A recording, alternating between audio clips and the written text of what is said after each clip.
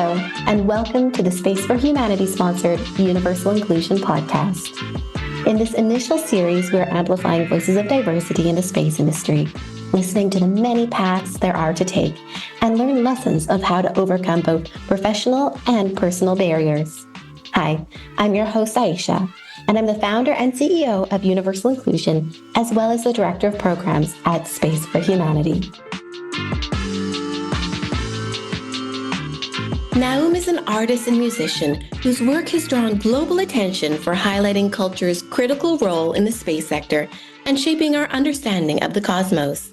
He's the founder of the KOSMICA Institute, a space organization with a mission to create a platform for critical, cultural, and poetic discourse about our relationship to the universe, space activities, and their impact on Earth. In this episode, Nahum takes a nostalgic look back several decades before the commercialization of space. We discuss the current landscape of artists in the space industry and the decentralization of the humanities and DEI. We also bring up some controversial takes, questioning the timeline of going off-world, the overview effect, and the recent Blue Origin all-female flight to space. Hello, Nahum, and welcome to the podcast. Hello, Aisha. Very happy to be here with you. So let's start at the very beginning. In fact, a little, right before the very beginning of everything you've been doing in your career. Let's talk about the early days in Mexico. How did Mexican culture infuse and inform your passion for art? Well, Mexico has always been a powerhouse of art, like since forever, I grew up very close to Coyoacán. This is the place where Frida Kahlo and Diego Rivera lived. So, and things haven't changed, things have stayed pretty much the same in terms of incredible art is being produced constantly in Mexico and in Mexico City. But I have to say that when I was a kid, there was also a very important experience or circumstance that shaped a lot of my personality and my interests. And that is, I grew up in the 80s and in the 90s in Mexico City. And back in the day, in certain neighborhoods in the city, things were rough, things were dangerous.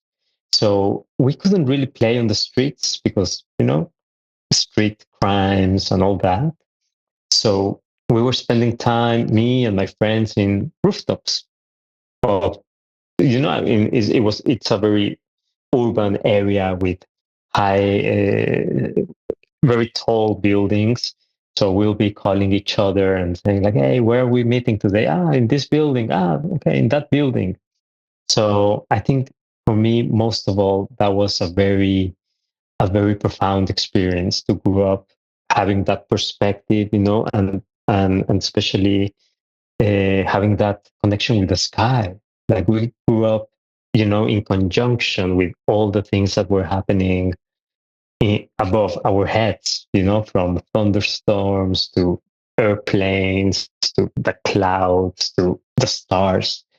Everything that was happening up there was informing, our discovery of life, of our own personalities, friendships. And we were in a dialogue with the sky and we didn't know it. But now that I'm older, I reflect on what happened in Mexico City in those early years. And I'm like, of course, it was all that. That's so interesting. It's like you were flipped because most kids are playing in the dirt. They're on the ground, they're in the streets, they're playing in the back alleys, and you guys were raised up on the rooftops with a totally different perspective. Exactly. Yeah, we were playing with the sky, instead of playing with the dirt, as you said. Oh, wow. And then what led you down this path to this intersection, this unique intersection of art and space? Well, so many years later, I was working in London in this underground theater called Shunt.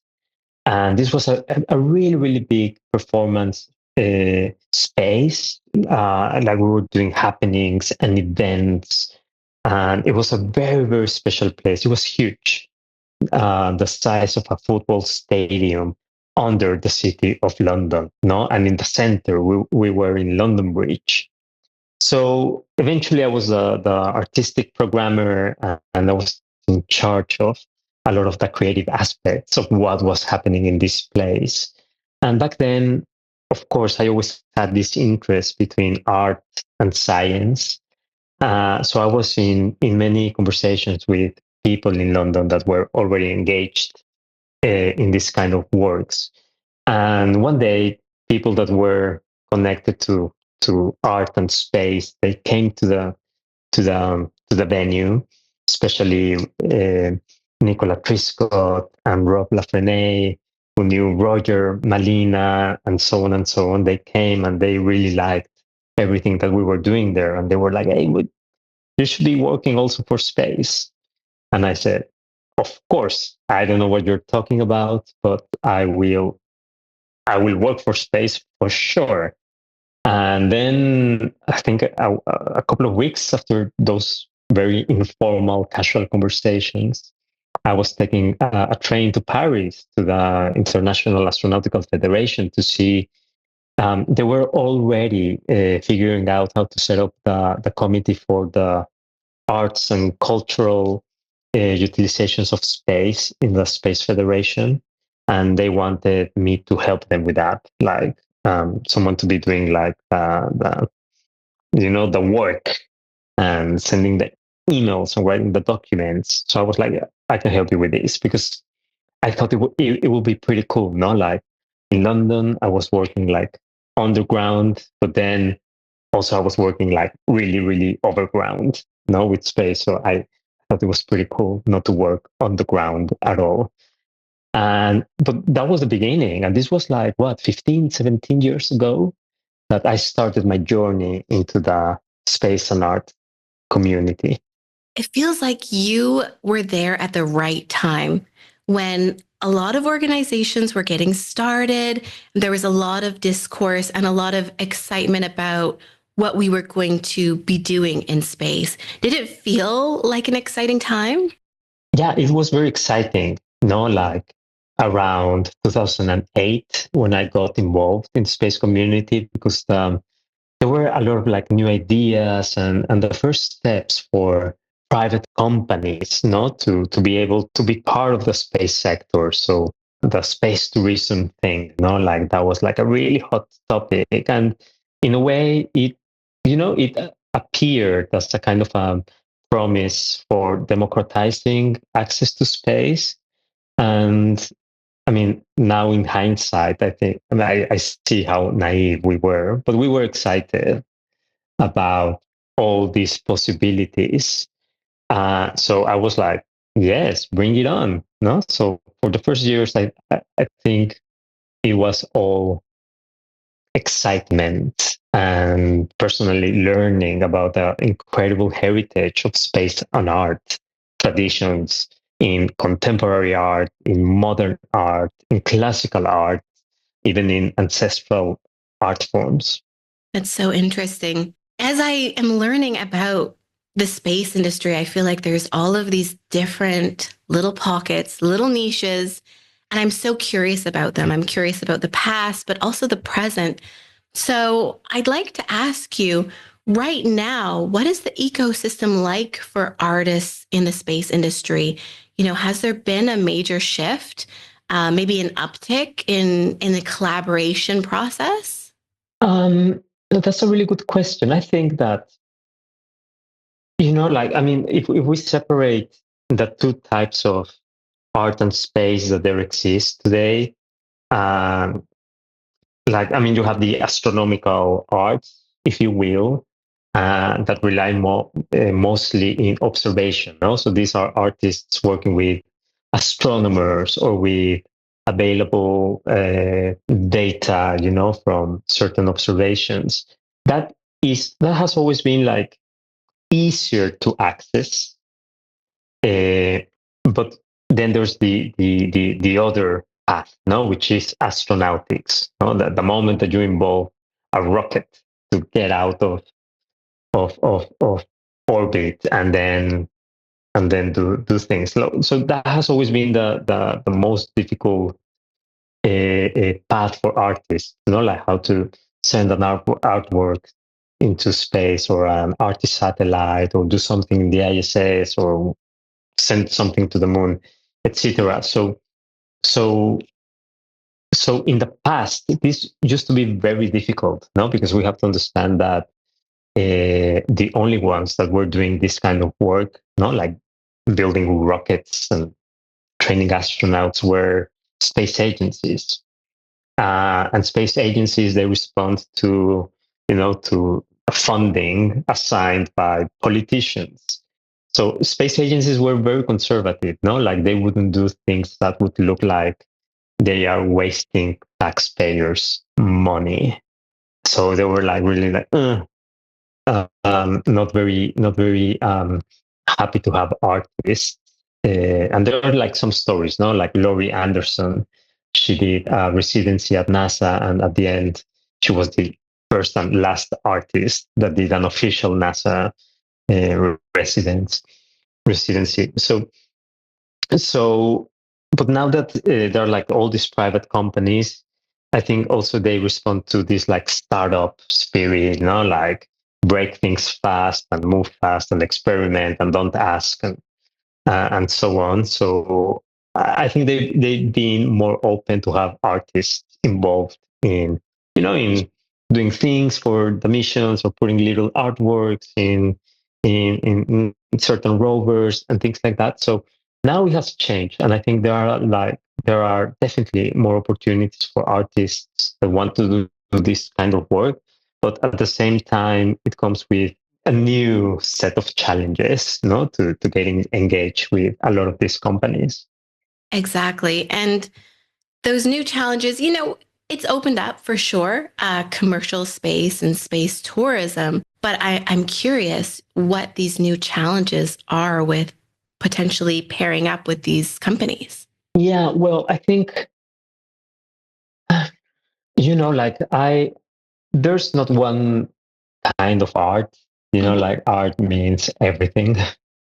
um, so there is definitely a category where art is very decorative. Mm-hmm. Imagine a satellite painted by an artist. I mean, there's a craft and there could be like a sense of aesthetics in doing that. So I don't want to downplay that kind of art. But when it comes to the discourses that we are managing that we're dealing with in contemporary art and so on, like it's a very different approach to art making. And I think to do that kind of work, it can be a little bit maybe harder. And I think, and this is a general feeling that I get from the space and art community, like the fascination that we had, like 10, 15 years ago has faded away.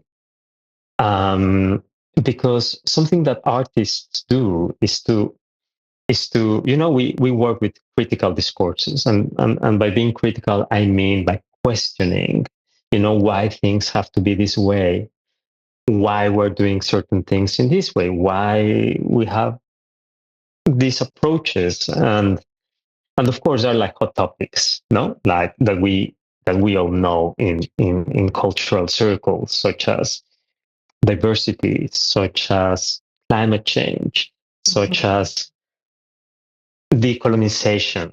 How can we really achieve that, and so on, no? The problems of our economic model. So you will see that many contemporary artists are working with these topics, and these topics tend to be unfriendly for the status quo, of the economy and all that, and of course, the moment that the door for private companies were open in order to develop space technologies, okay, they had to play by the rules of the market, and that means they have to be profitable. right? Like they get a lot of investment because space is expensive. But then they have to show, that there's a product, that there are going to be, profits out of all this. So the moment that an artist or a certain artwork or a discourse is problematic and can affect, the sales or the image of a brand, then it's no good.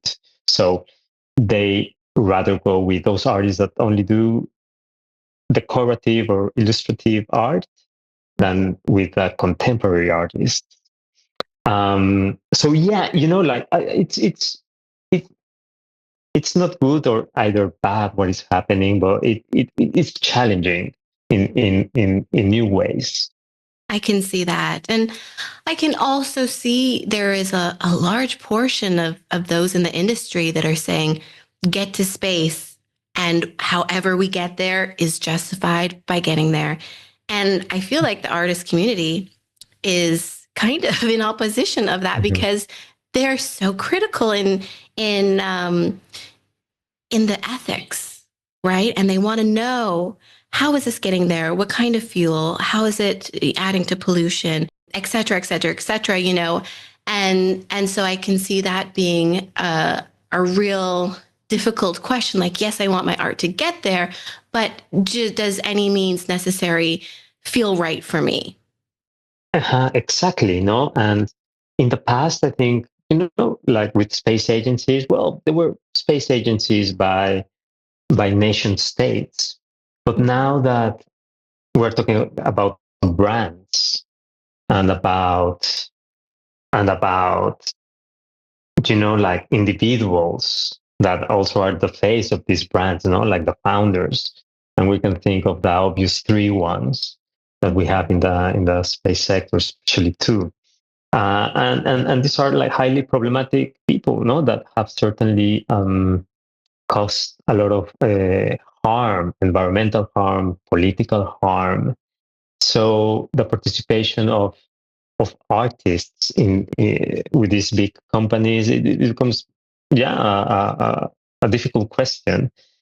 And also, like I think also there was a point where we started seeing that we were like all the new space economy and all these new companies that were developing products and technologies for space, they were just copy pasting the dynamics of this planet into space. And that's when we went like, damn, no, all of a sudden is like it's a missed opportunity, of imagining new ways of also doing things, new ways of doing from business, new ways of doing economies, new ways of dealing with a foreign land. Think of the moon, think of Mars.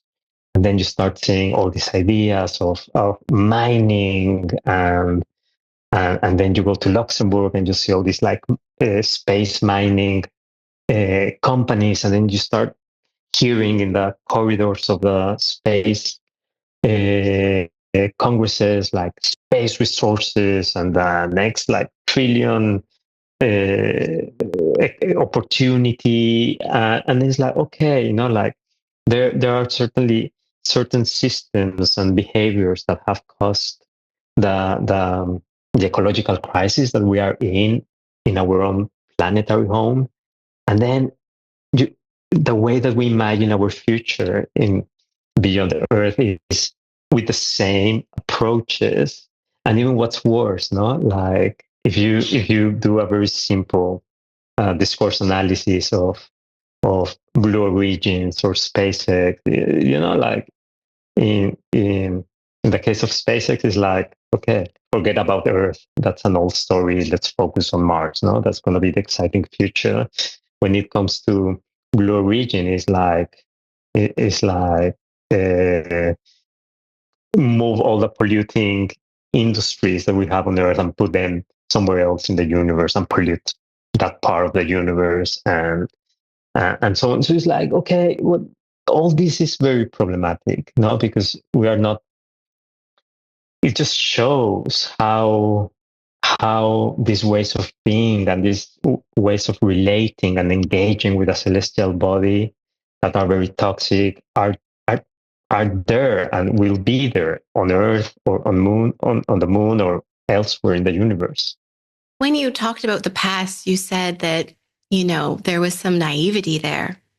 And I think that there is such beauty in hoping, right? Hoping that when we did start stepping off planet, we would be more ethical, we would take some time, we would include everyone, including artists, right? And I think the major letdown that I keep hearing and feeling is that we have started to take very firm steps off Earth via these companies, via all kinds of different investments. And yeah, there's nothing new there.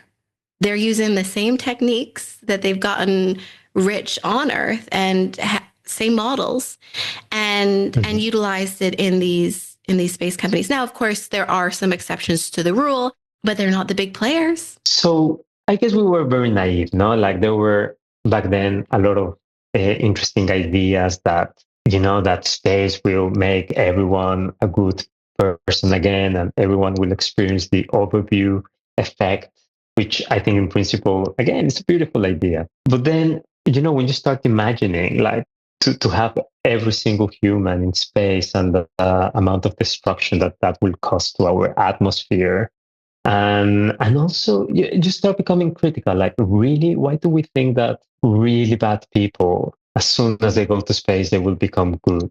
Like, based on what? Like we can already see it. No, like the a lot of these companies that have developed the rockets, the mainstream rockets. Like they're part of the problem.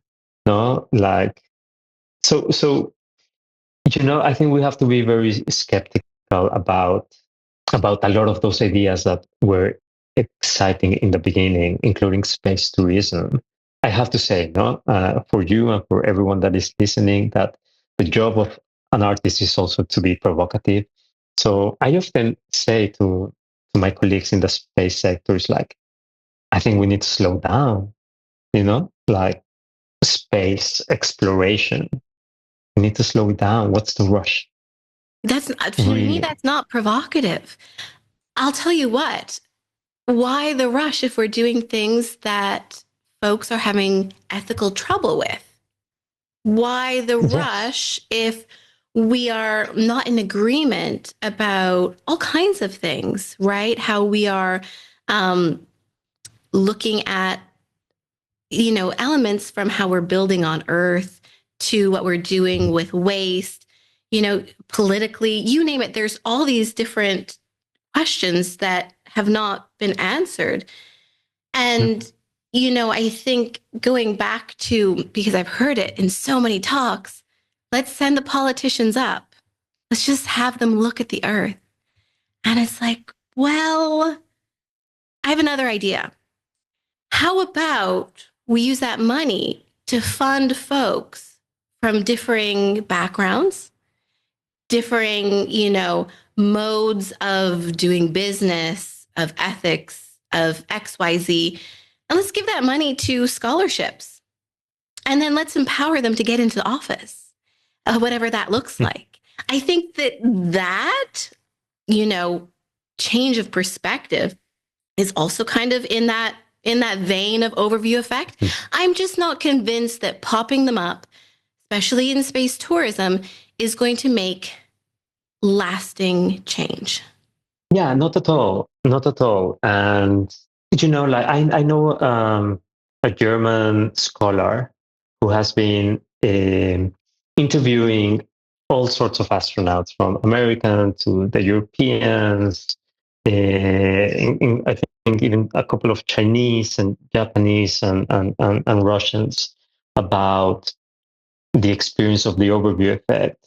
And so far, I mean, this is still not very public, so I'm not going to say names, but there's a clear indication that the overview effect is experienced mostly, if not only, by American astronauts.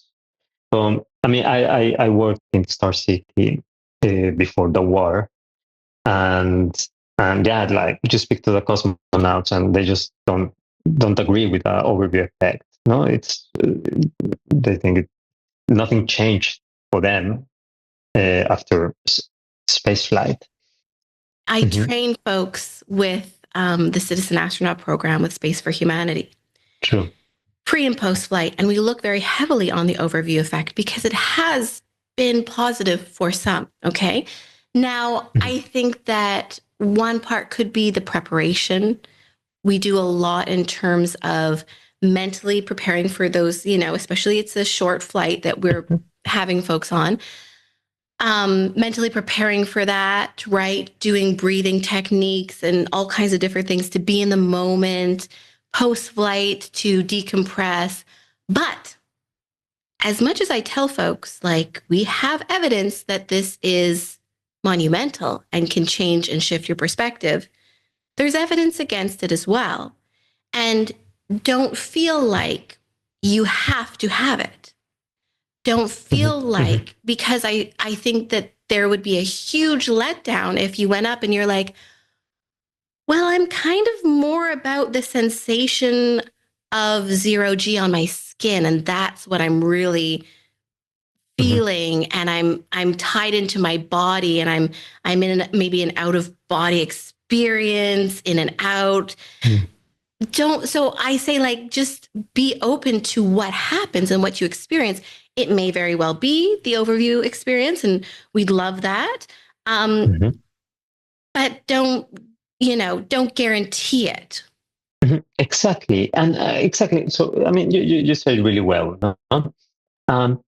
And also, what I will add is how, and this is something I once mentioned to Frank White in a kind of panel that we were involved. I was like, well, can we start thinking of a ground view effect, which is, like by the simple act of appreciating the universe from this planet, looking at the horizon, experiencing the sunset, like a full moon, an eclipse, can we gain an awareness of the incredible place that we live in just by looking at the horizon or looking at the stars? And for some reason, I called it the ground view effect. Like, just by walking on this planet, feeling, like the gravity of this earth that is always pulling us to its core, by looking at the shades of the sky. How can we appreciate that we live in a planet, not on a planet, in a planet?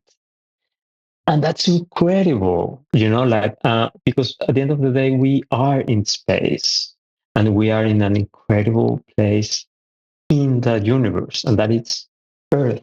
And it's great. I mean, we're so fortunate. If there's something we've learned from space sciences, is that other places beyond from Earth are very hostile. Like, I don't want to live in a planet that rains with acid. Like, why would I like that? Right? Here is beautiful. No, even when it rains, it's beautiful. I can drink that rain with my mouth open and swallow a piece of cloud. Um, but yeah, I think we need to start on our planet. And if Earth is the blueprint of what humans can do to a celestial body, I think we don't have a strong case, that will say, okay, we can be responsible in other places. And there's like hundreds of thousands of papers in journals saying that what we have done to Earth is very serious. And we need to go pretty much back to the drawing board and rethink and reimagine how we connect with this planet. And this is something beyond AI. This is something beyond having rockets. It has to do with our very own and personal understanding that we live, that we are part of a greater thing called planet Earth. that we are not separate from it. I mean, it sounds so silly, no? But I think until yesterday we thought that humans were separated from nature and that you could throw plastic to the ocean and you will be fine. And now our bodies are full of microplastics. Like babies are being fed with milk that comes with microplastic from their moms, and etc. So we are part of this planet, and until we really understand, uh, until that awareness is able to embrace the fact that we are from Earth, then we can expand that awareness and say we are from this solar system, or from this galaxy, or from this universe, or from this cosmos. But if we're going to go out to copy paste what hasn't worked on this planet, I think we should wait. And I think it's an honest and valid position. What I keep feeling is that this diversity of thought is so important to the discourse, to the conversation, to actions. And, something that I also realize, I talk to a lot of folks getting started in the industry who are multidisciplinary or may come from the arts or a non-science background. And it is so important for them to have some training, some post-secondary training that's recognized and respected. And, something that folks are interested in is the International Space University, or ISU, because that's one of the only accredited facilities. So I know that you've been a faculty member since 2019. So I'm curious, what trends have you noticed in the university, specifically pertaining to the arts and to humanities? Well, when I started in the International Space University, they had a very robust humanities department. No, so that was the first incredible experience that I had there, because all the important scholars, artists, researchers from the arts and the humanities, they were always giving their like classes and courses and workshops. So it was like like the superstars of the space and arts. They were there, and then at some point I was a guest lecturer, and then I became faculty, and then I even got to design the humanities department for 3 summer programs, and it was great. I was really proud of the interdisciplinary approach of the university, because they really get to learn everything, like law, medicine, space sciences, business, arts, humanities. So they would get like it was a very broad spectrum of all the different, without going very deep into any of these fields. They will have like reference points that so they could like figure out, like, and situate like, okay, I think I want to be in this part or here. Eventually, the humanities department was pretty much destroyed, or just like deleted from the academic program, as the International Space University got their accreditation, in order to give degrees, official degrees, and a lot of bureaucratic reasons.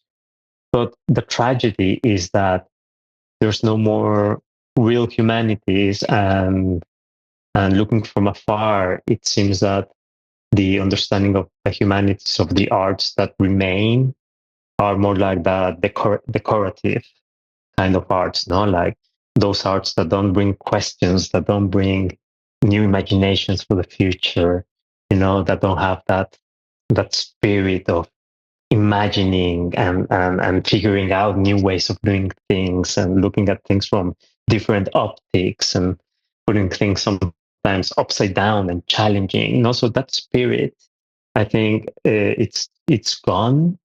and what it remains is painting planets, no, and I think reducing the humanities to that is very tragic, because again, like we were talking about some of the problems with the way that we engage with this planet and the universe. And these are not technological problems. These are problems that the solutions can be found within the humanities education.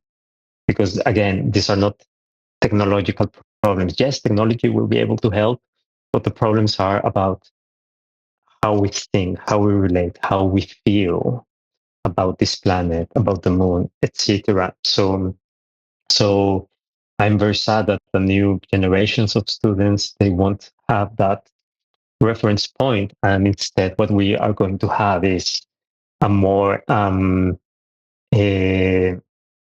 homogeneous ways of thinking, no? Like you were saying about the importance of bringing different ways of thinking. And I think the trend that we're seeing in a lot of these space organizations, no, the International Astronautical Federation, the International Space Universities, that this diversity of thinking, this diversity of being is just being just like wiped from these organizations. No, in so I think, like going back to this moment where we were talking about the how we were naive. It was because we were there, no, like all of a sudden we were part of these communities, and we're like, okay, wow, You were and building. we're building and we're like expanding with what we know what to do.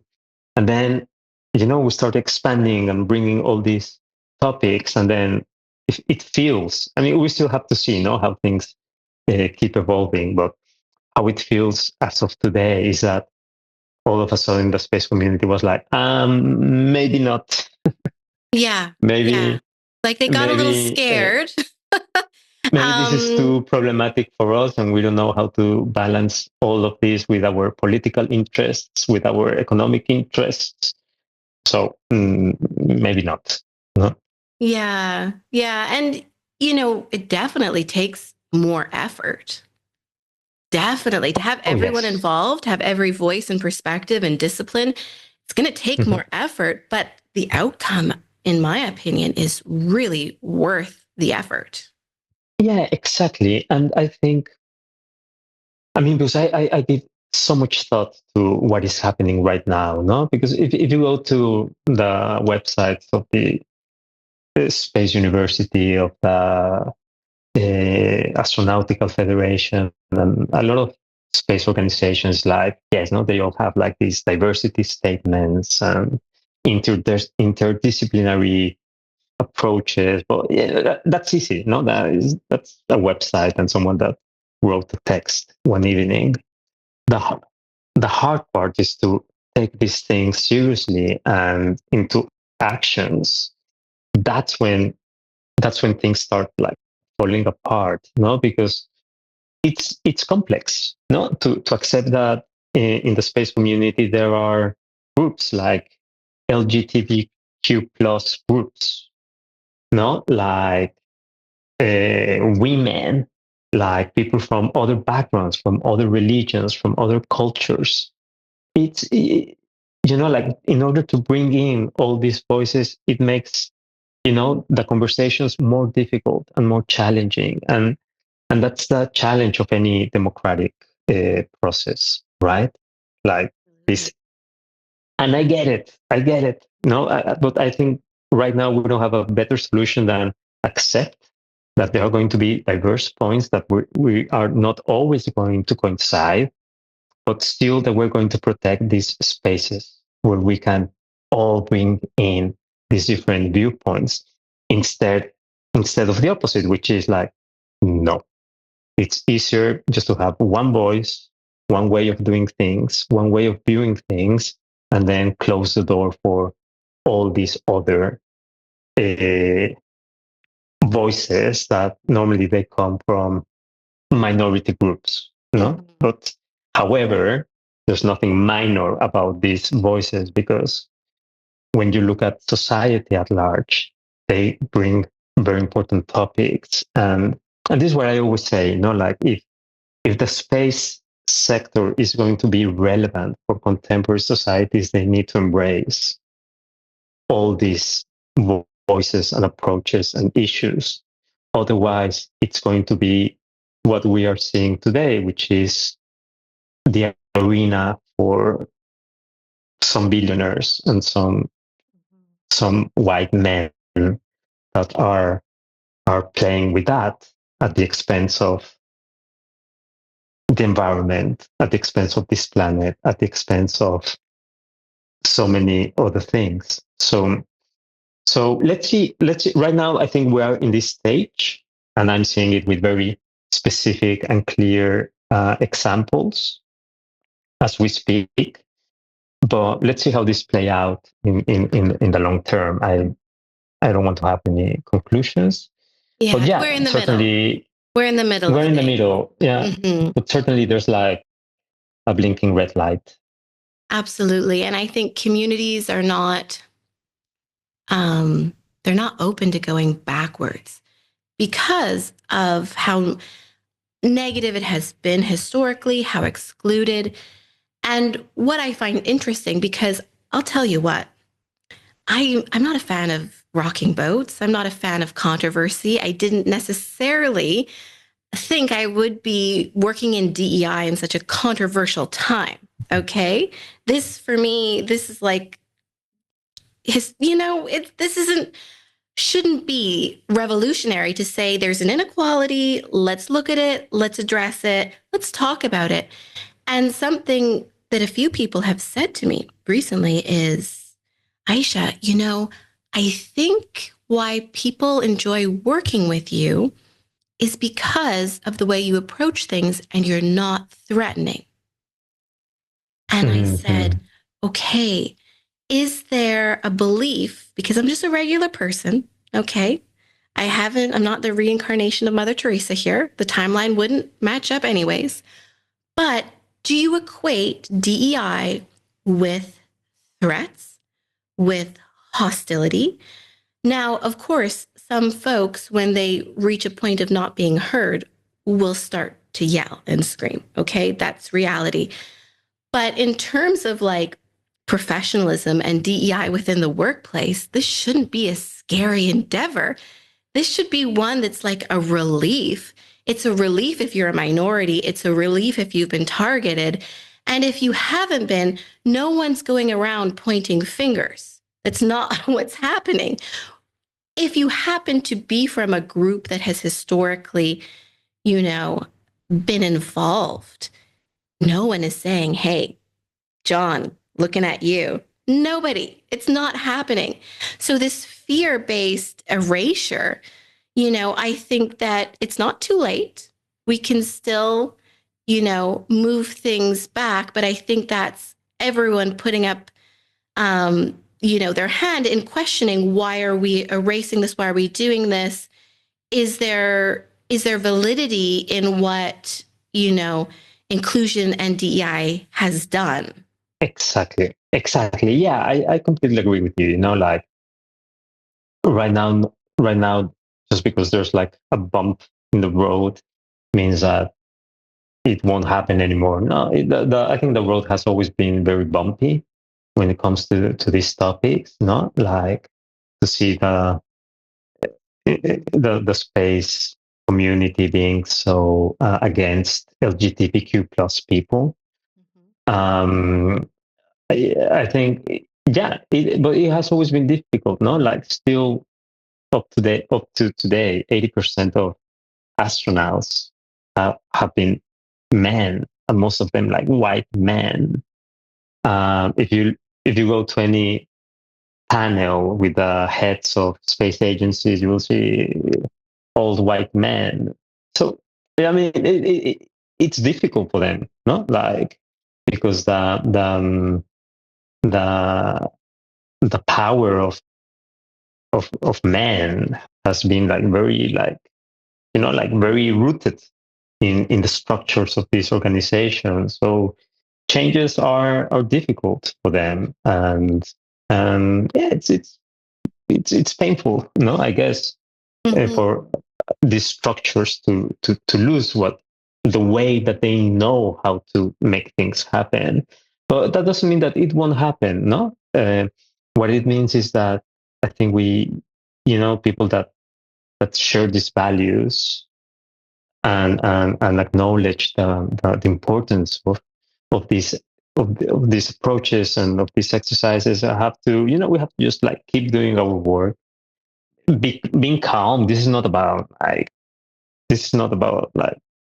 burning cars on the streets or no. Like, it's not about that. It's about just keep working, doing the work that we do, and then more people are going to be doing this. You can already see like young generations, and I see it in the space sector. When I was in the space university, and we had a class about space feminisms, they will, I will see the faces of these young people in their 20s, like, wow, finally, someone is talking about this. Well done. This is what we wanted, no? And then after that, they will come to me and they will say that that was the best day that they had in the space university, because it meant that they felt identified, they felt addressed, they felt empowered.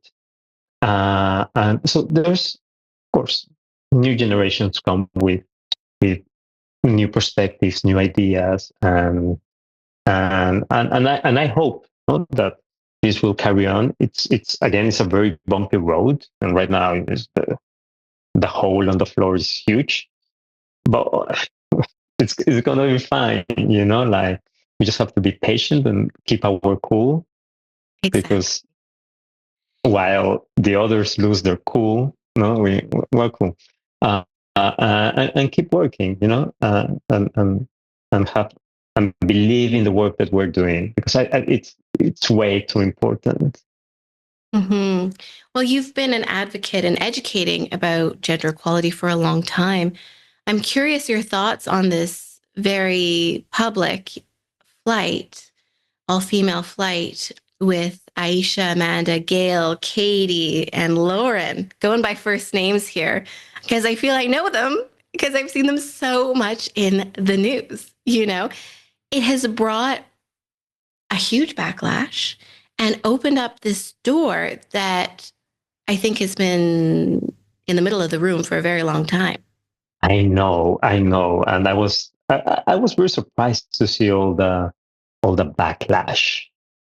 Also, not so surprised, but I was like, okay, there have been a few flights like this, with Blue Origins, but I've never seen anything like this. So I I mean, I believe that a lot of these suborbital flights for space tourism purposes, yeah, they are a little bit flat, like they don't bring anything to anyone apart from the experience to the people that participate on that.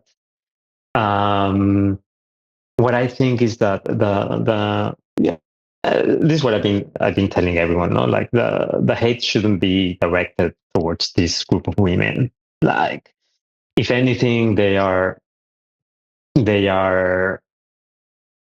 how can I say, they are more like victims of this structure, even though many people say, oh, they are celebrities, they are like mega rich, and so on and so on. I was like, yeah, for me, that's not important. And actually, if you look at the credentials of pretty much all of these women on their own right, they all have like some very interesting achievements, no? Like, I mean, like Katy Perry, she's been nominated like how many times to a Grammy? Like 13 times, something like that. I I mean, mean, it's a that's, multidisciplinary crew of folks who've made yeah. There's waves a for sure. filmmaker, a Yeah. journalist, and of course, no, like Katy Perry brought a lot of hate into the conversation. And Jeff Bezos, what is she? His fiance, or I believe I wasn't invited yet. I think. I'm ready. Yeah. Oh no. I've got a dress ready. I believe they're engaged. So, Yeah. the fiance, but even I think even her, no, like if you look, she doesn't come from nowhere, no, like there's word, so they all have their credit. So like I will not go there. Like Well, I respect exactly. I think the what main they thing for do. me is it's no one's place to say someone should or shouldn't go, because that's what we're fighting against. Okay. We're Mhm, trying to open the door as far wide open as we can. If not, we go back, we slide back to saying, mhm, okay, we need someone to be a pilot. We need them to have the vision of an eagle. We need blah, blah, blah, blah, blah. And that's what we're trying to move against. Now, I mhm, think the backlash is so unfortunate because as individuals, they do not deserve this. And it's akin to cyberbullying, what I'm seeing a lot of. But if you want to bring up some opinions, some critiques, I'm A-okay with that. I think the issue mhm, is we haven't really created any forums, any spaces, any safe spaces for people to really weigh in mhm, from non-space circles, right? So mhm. obviously that people have something to say. This is not just going down the road and picking up, a turkey Mhm. or whatever. This is like quite the ordeal. And so people are curious. They want to weigh in. They want facts. They deserve facts. They deserve to have Mhm. opinions. But taking it to an online bullying space is not, for me, that's never the Yeah, solution. yeah, exactly. No, I completely agree. No, like, uh, yeah, we shouldn't downgrade the conversation into bullying. Um, and what also was saying, no, like if there's if we're upset about this flight, let's direct, our critique to the system and to the structure that made this flight happen, and that is, mm, call it however you want, no, like Jeff Bezos, call it Amazon, call it, like the again what I said before, the political harm that that this person is causing, the environmental harm that Amazon is causing, the lack of financial accountability, not paying their fair share of taxes, and so on. Like, that's the problem. Yeah. This It group of hit a women, nerve because of all of these things. exactly. This group of women, they have incredible credentials. I respect them. Do they do they deserve to go to space? I don't know. I don't know even how to answer that question. Will it inspire people around the world? Possibly not. But yeah, I don't agree with this bullying to them. Mm-hmm. We can talk about Blue Origins and Jeff Bezos and have a more critical approach to that. But yeah, so that's what I think. I think any representation is good representation. As you noted, the majority are cis white males that are going up. And so I welcome the diversity. I welcome the backgrounds of all of these women, both professionally and personally. Um, I will note something, though, that I'm not sure, I haven't run into research that has been done on it, but from my own observation, the places and spaces that I see people really critiquing flyers and really critiquing space agencies are countries that cannot openly talk about their government. So I find this very Mhm. interesting because, you know, right now I think the US starting to feel what a lot of folks around the world have felt, which is um, bad things happen when you are openly Mhm. critiquing Mhm. government officials, spending, you name it. But somehow the space agencies or space companies or flyers are kind of this blind spot that it's connected just enough that there's not going to be an official backlash. No one's disappearing. No one's going to jail. And you can say it online openly. And it's almost like this wave of, I wanted to talk about a million things and it's being directed to this. And so I've seen that multiple times in multiple spaces. And so when this happened, I was curious, okay, as being able to critique is kind of narrowed and people have concerns about that in the US, is this also at the same time that it has been such a wave, a tsunami of folks looking at space? No, absolutely. Absolutely. I agree. And again, I think if we are going to enter these discussions, we need to also be intelligent in the way that we approach these conversations. Certainly, you know, things are things are not always black and white. They happen in the middle of grays, and the problem is when we reduce the complexity of a problem into the black and the white, Yeah. into the binaries. Yeah, I think that doesn't help to our conversations. And that's the complexity, that a lot of people, a lot of politicians are just unable to embrace. However, that's where we live, no? I think reality and our existence and our relationships are contradictory. They're complex. I wish, there was like a simpler way of handling ourselves, but so far we are not that kind of things. So I think I will always advocate for having spaces where we can have like candid conversations, listen to other points of view, and try to find consensus where applicable, and move on in the interest of everyone, in the interest of the planet and the stars, and as much as we can, no? But yeah, shutting conversations, bullying. I don't know. I don't believe in that way of operating. Well, it's an interesting time to be in the space industry, I'll tell you that. I think a lot of great points were brought up. My final question to you, if somebody was wanting to get into this beautiful niche of art and space, and they just wanted to be involved in the community, because I think that's something it's hard to find. And then you kind of, one clue leads to an Instagram page, leads to, an event, leads to a conference. But what would you say would be some places someone could start to get involved in the space art community?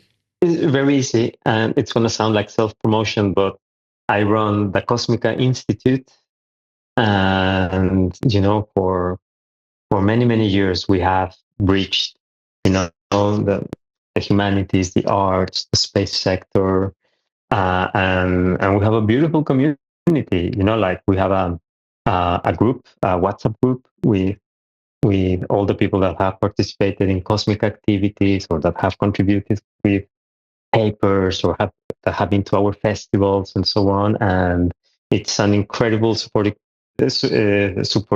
community. Yesterday, someone wrote a paper for a journal, and they were asking that she needed to have more references in her article, and she was like, "Hey guys, I need something very specific." I think I can even say, like references about the colonial language used in the International Space Station. For example, the naming of the Columbus module, which is the module of the European Space Agency, in the ISS.